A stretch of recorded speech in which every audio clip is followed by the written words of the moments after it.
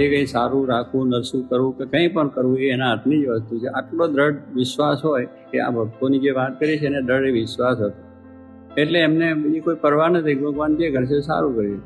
દુઃખ આવે તો ભલે આવે છે ને, સુખ આવે તો ભલે આવે છે ને, જે કંઈ થાય છે, માન અપમાન આવે છે, બધી વસ્તુની અંદર એક જ સ્થિરતા, એક જ આશરો એમ કરીને પોતે હંમેશને માટે વર્ત્યા તો આપણે કંઈ વાંધો આવે નહીં.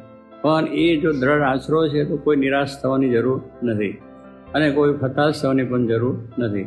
ભગવાન છે બધું સંભાળી લે છે. તમે એને વળગી રહેશો તો એ બધું તમારું સંભાળી લેશે.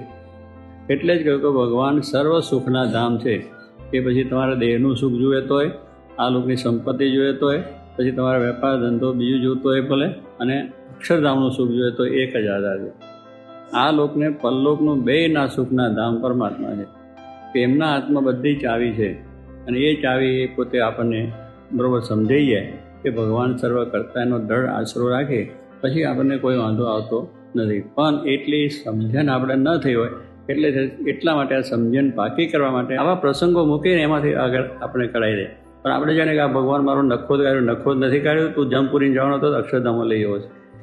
આ જમપુરીને જવાનો તો અક્ષરધામમાં લઈ ગયો.